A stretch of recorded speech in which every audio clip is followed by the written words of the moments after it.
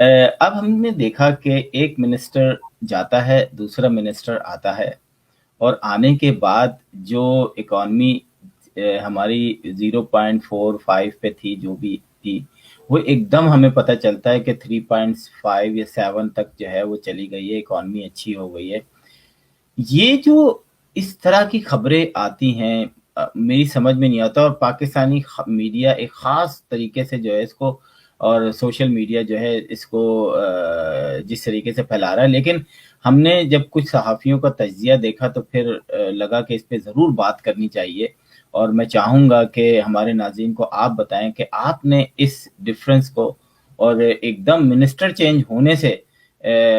جو ہے اکانومی اچھی کیسے ہو گئی، وہ تھوڑا سا بتائیں۔ آصف، اس حوالے سے میں نے جب حفیظ شیخ کو تبدیل کر کے شوکت ترین کو وزیر خزانہ بنایا گیا تھا، تو میں نے کوئی 2 مہینے پہلے ایک ویڈیو بھی کی تھی اس کے بارے میں، جو میرے یوٹیوب چینل پر بھی موجود ہے۔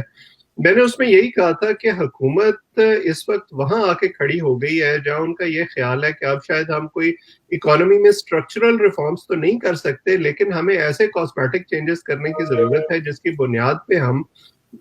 اگلے سال 1.5 سال میں کوئی ایسے اکنامک انڈیکیٹرز عوام کے سامنے پیش کر سکیں جس کی بنیاد پہ ہم یہ ان سے کہہ سکیں کہ جی دیکھیں، ہم نے اکانومی کو بہت بہتر کر دیا ہے، مہنگائی کم ہو گئی ہے، ہمارے معاشی اشاریہ اوپر کی طرف جا رہے ہیں، اس لیے آپ اگلے الیکشن میں ہمیں ووٹ دیں اور وہ اگلے الیکشن کا ایجنڈا بن جائے۔ اب پی ٹی آئی کے وزیر، پی ٹی آئی کے حامی بالکل حق بجانب ہیں یہ کہنے میں کہ جی نہیں، یہ جو معاشی اشاریے ہیں یہ بالکل صحیح ہیں، یہ بالکل فیکچول ہے، لیکن اس پر یہ سوال ان سے کرنا بالکل جائز بنتا ہے کہ اگر واقعی یہ اکانومی اس طرح سے اپورڈ سوئنگ کر رہی تھی، آپ کی انڈسٹری بھی بہتر ہو رہی تھی، آپ کی زراعت بھی بہتر ہو رہی تھی، آپ کا جو کرنٹ اکاؤنٹ ڈیفیسٹ ہے وہ بھی سرپلس میں جانے لگا تھا، تو ایسا ایک دن میں تو نہیں ہو گیا۔ یقیناً اس کے پیچھے 2 ڈھائی 3 سال کی محنت شامل ہوگی۔ تو پھر کیا وجہ تھی کہ آپ نے 2 مہینے پہلے یہ کہہ کر کے وزیر اعظم صاحب حفیظ شیخ کی کارکردگی سے مطمئن نہیں ہیں، ان کو نوکری سے برخاست کر دیا، اور اس کے بعد آپ نے شوکت ترین کو لگایا، اور شوکت ترین نے جو پہلے 1-2 انٹرویوز دیے اس میں انہوں نے یہ کہا کہ اب تک جو اسٹیٹ بینک کی کارکردگی رہی ہے، جو حکومت کی کارکردگی رہی ہے، جو حفیظ شیخ کی کارکردگی رہی ہے، اس نے بیڑا غرق کر دیا ہے۔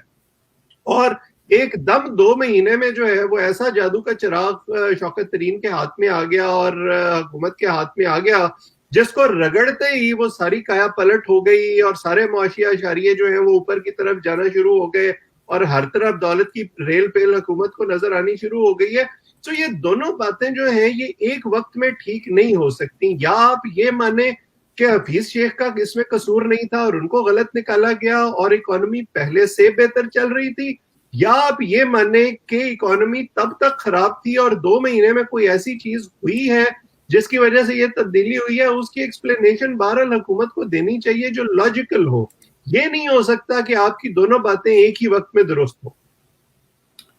اچھا، جو عمران خان کی باتیں تھیں کہ جو ابھی حال ہی میں انہوں نے کئی جگہوں پر کی کہ جی میں جاب نہیں دے سکتا گورنمنٹ جاب میں، اور پھر جس طریقے سے انہوں نے اس کو ڈسکرائب کیا کہ پاکستان کی اکانومی کیا ہے، ہمیں کیا کرنا چاہیے، دوسری جگہوں پہ جا کے وہ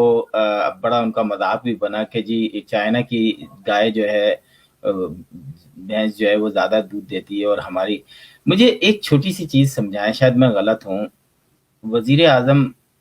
کسی بھی ملک کا ہو، کیا اس کو یہ جو شروع سے مرغی سے لے کر کٹوں سے لے کر اور گائے کے دودھ تک اور بہت ساری چیزیں، یہ کیا اس لیے جان بوجھ کے کی جاتی ہیں کہ عوام کو ادھر لگا کے اپنا کام ٹائم پاس کیا جائے؟ یہ مطلب میں نے نہیں دیکھا کہ دنیا کے کسی وزیر اعظم نے، ہمارے ہاں ٹرمپ بھی جو ہے وہ بھی عجیب عجیب قسم کی ٹویٹ کرتے تھے، لیکن وہ اس طرح کی نہیں ہوتی تھی۔ اکانومی اگر امریکہ میں دیکھیں ٹرمپ کے دوران تو بہت اچھی تھی، کوئی ایسا ہی وہ نہیں تھی، لیکن یہ کیا خاص بات ہے عمران خان صاحب کی کہ ہمیں بھی برا لگتا ہے کہ ہم اپنے پرائم منسٹر کو بیٹھے ہیں اس پہ ہنس رہے ہیں، ٹویٹر پہ ہنس رہے ہیں، فیس بک پہ ہنس رہے ہیں، دوسرے ممالک کے لوگ ہنس رہے ہیں۔ تو آپ سے پوچھنا چاہتا ہوں کہ آپ ایک یونیورسٹی میں پروفیسر ہیں، आपसे लोग पूछते नहीं हैं कि ये आपका वजीर आजम है, या मतलब ये काउंसलर वाली गुफ्तगू करते हैं? जी। देखें, खान साहब के इर्द गिर्द जो लोग मौजूद हैं, और हम क्योंकि बहुत लंबे अरसे से उनकी तकरीरें सुन रहे हैं, जब वो अपोजिशन में थे, खास तौर पर धरने के बाद से उनकी इस किस्म की तकरीर में शिद्दत आई, तो मुझे बार बार ये ख्याल आता है कि शायद खान साहब, उनके इर्द गिर्द जो लोग मौजूद हैं, उनकी गुफ्तगू या जो सोशल मीडिया के पैगामात हैं, उनके अलावा कुछ नहीं पढ़ते, क्योंकि वो जितने सिंप्लीफाइड सॉल्यूशंस देते हैं पाकिस्तान के मसाइल के, अब जब वो धरने में खड़े होकर ये कह रहे थे कि पेट्रोल 40 रुपए का हो जाएगा, और असद उमर असेंबली में इस किस्म की तकरीरें कर रहे थे, तो मुझे कोई शुबा नहीं है ये अंदाजा लगाने में कि यकीनन असद उमर ने ये फूंक उनके कान में मारी होगी बतौर उनके चीफ फाइनेंशियल विजर्ड के, कि जी ये पेट्रोल तो जो है इसकी इतनी कीमत होनी चाहिए, या ये कि बिजली और गैस के बिल जो है वो आधे होने चाहिए, और खान साहब बगैर सोचे समझे उस पर यकीन कर रहे थे कि ये हो सकता है या नहीं हो सकता। अब जब वो हुकूमत में आए हैं और उनको लगा है कि नहीं ऐसा मुमकिन नहीं है, तो अब फिर वो उसकी जस्टिफिकेशन तलाश कर रहे हैं। इसी तरह शायद कभी उनके कान में कोई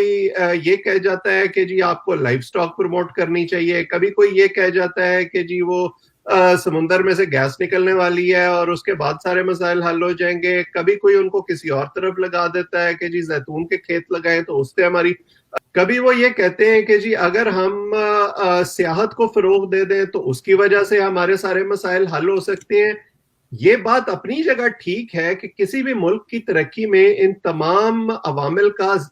जो है अपनी अपनी जगह हिस्सा होता है, लेकिन इसको इस तरह पैकेज करके पेश करना कि बस ये एक सिल्वर बुलेट है और अगर हम ये कर लें तो अगले चंद साल में जो है वो हम दुनिया के तरक्की याफ्ता ममालिक में शामिल हो जाएंगे, ऐसे नहीं होता। आप अपने सियासी मफाद के लिए लोगों को बेवकूफ बना रहे हैं, आप उनको अगेन एक शुगर कोटेड पिल दे रहे हैं और उनको बता रहे हैं कि जी नहीं बस देखें ये होने वाला है, ये बिल्कुल ठीक हो जाएगा इसके बाद।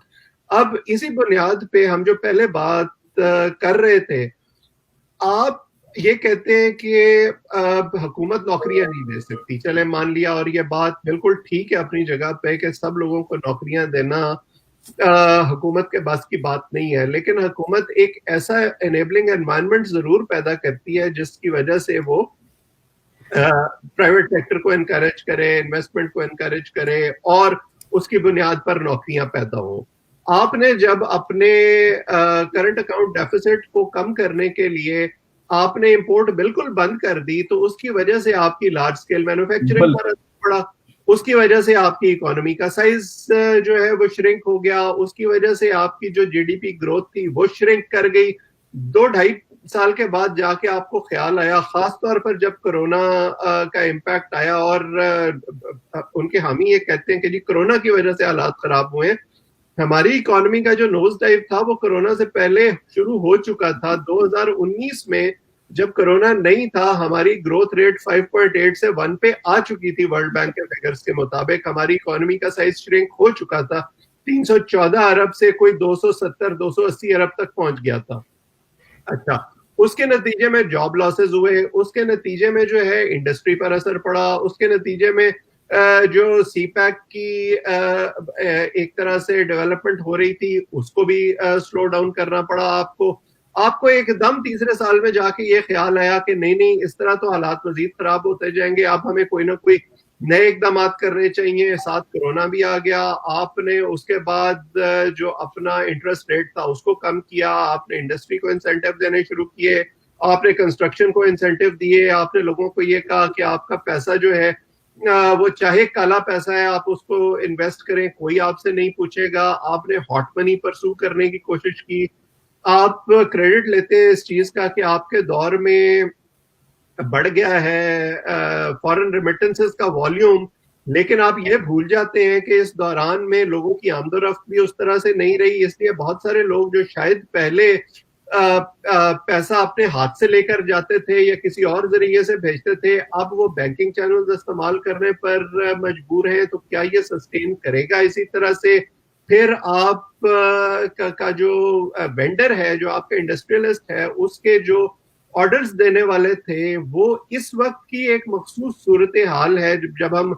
बार बार टेक्सटाइल का जिक्र करते हैं कि हमारे रीजन के जितने दूसरे ममालिक हैं, खास तौर पर भारत, वहां पर कोरोना की वजह से बहुत बुरी सूरत हाल है। हमारे यहाँ लकीली ऐसा नहीं हुआ, सो कुछ ऑर्डर्स यकीनन हमारे पास डाइवर्ट हुए होंगे, लेकिन क्या फ्यूचर में चल के यही सूरत हाल इसी तरह बाकी रहेगी? आप जो अपना सरप्लस इस वक्त दिखा रहे हैं और फॉरेन रिजर्व दिखा रहे हैं, उसमें आपने जो कर्जा हासिल किया है और जो हॉट मनी आपने इंड्यूस की है मुख्तलिफ जराए से, वो भी आप उसमें शामिल करके दिखा रहे हैं। तो हुकूमत के जो फिगर्स होते हैं ना, मुझे तो कोई हुकूमत ऐसी याद नहीं है जब से मैंने होश संभाला है जिसने लोगों को ये कहा हो कि हमारे इकोनॉमिक इंडिकेटर्स खराब हैं। तमाम हुकूमतें लोगों को ये बताती हैं कि हम बहुत अच्छा काम कर रहे हैं। इवन पिछली हुकूमत में अगर आपको याद हो, इसहाक डार को बेहतरीन वजीर खजाना का एक इनाम भी मिला था, जिसकी उन्होंने बड़ा ढोल पीटा था कि जी देखें हमारी कारकर्दगी इतनी अच्छी है। लेकिन वो किस किस्म की कारकर्दगी थी, उसकी कलई जो है वो उनके जाने के बाद खुली कि सारी जो ग्रोथ थी वो इम्पोर्ट लेड थी, आपकी एक्सपोर्ट्स जो थी वो डिक्लाइन हो रही थी और सस्टेनेबल नहीं था वो मॉडल जिस तरह से वो उसको चला रहे थे। इसी तरह मुझे लगता है कि ये अब इस वक्त अपने हामियों को मुतमईन करने के लिए तो जो ये पिक्चर बना रहे हैं, क्योंकि ये हुकूमत बार बार ये कहती रही है कि जी हमारी कारकर्दगी तो बहुत अच्छी है, हमारी मीडिया प्रोजेक्शन अच्छी नहीं है, परसेप्शन का प्रॉब्लम है। सो मुझे लगता है कि ये उस परसेप्शन के प्रॉब्लम को फिक्स करने की कोशिश कर रहे हैं। इस तरह की खबरें जो है वो मार्केट में फैल रही हैं, इनकी कलई जो है वो कुछ अरसे के बाद जाके खुलेगी। देखें, पाकिस्तान की इकोनॉमी का जो बुनियादी मसला है ना, जो भी हुकूमत आती है वो अपने तरीके से उसको टैकल करने की कोशिश करती है और फिर थक हार कर छोड़ देती है। वो ये है कि पाकिस्तान की इकोनॉमी डॉक्यूमेंटेड नहीं है। पाकिस्तान की इकोनॉमी का बहुत बड़ा हिस्सा ऐसा है जो अंडरग्राउंड इकोनॉमी पर मुश्तमिल है और वही ड्राइव कर रहा है इस इकोनॉमी को। अगर आप उसको अलहदा कर दें तो शायद आपका जो पूरा इंफ्रास्ट्रक्चर है वो बैठ जाए। अच्छा, अब वो जो अंडरग्राउंड इकोनॉमी है वो पैसा आपके मुल्क में घूम तो रहा है, कहीं ना कहीं इस्तेमाल तो हो रहा है, लेकिन वो बुक्स में नहीं आ रहा, वो टैक्सेशन में नहीं आ रहा, ना वो लोग उसमें आना चाहते हैं। अच्छा, वही लोग जो हैं वो कहीं ना कहीं कार्टल्स में भी शामिल हैं, कहीं ना कहीं हुकूमतों में भी शामिल हैं, कहीं ना कहीं प्रेशर ग्रुप्स में भी शामिल हैं। और ये सिर्फ एस्टेब्लिशमेंट इसमें शामिल नहीं है, इसमें कारोबारी तबका भी है, इसमें आपके कमर्शियल इंटरेस्ट भी हैं, इसमें आपके जो जागीरदार हैं वो भी हैं, इसमें आपका जो पॉलिटिकल इंटरेस्ट हैं वो भी शामिल हैं। कई और दूसरे ग्रुप्स हैं जो अपने अपने तरीके से लॉबी करते रहते हैं ताकि इस्लाहात जिस तरह की टैक्सेशन के निज़ाम में होनी चाहिए वो ना हो सके। इसीलिए आपने जिक्र किया तारिक मलिक का, वो नादरा को रिफॉर्म करने के लिए आए और नादरा के थ्रू टैक्सेशन के निज़ाम को रिफॉर्म करना चाहते थे। वो मुस्लिम लीग नून की हुकूमत में ये नहीं कर सके। शब्बर जैदी को ये टास्क दिया गया था बिहार के चेयरमैन के तौर पर, मौजूदा हुकूमत में वो भी ये नहीं कर सके और उन्होंने भी यही कहा कि मैं इतने पावरफुल ग्रुप्स का मुकाबला नहीं कर सका। सो अलमिया ये है कि हमारी हुकूमत इनडायरेक्ट टैक्सेस, चाहे वो ये हुकूमत हो या कोई और हुकूमत हो, वो इनडायरेक्ट टैक्सेस तो बढ़ाते रहते हैं। जिन लोगों पर पहले बोझ डला हुआ है वो बोझ मजीद उन पर मुंतकिल करते रहते हैं अपना रेवेन्यू बढ़ाने के लिए। लेकिन ये जो प्रेशर ग्रुप हैं जो इतने पावरफुल हैं कि वो किसी हुकूमत में इतनी हिम्मत नहीं है कि वो उनको कंट्रोल कर सके, उनके काबू में कभी नहीं आते, जिसकी वजह से ये मसला हल नहीं होता।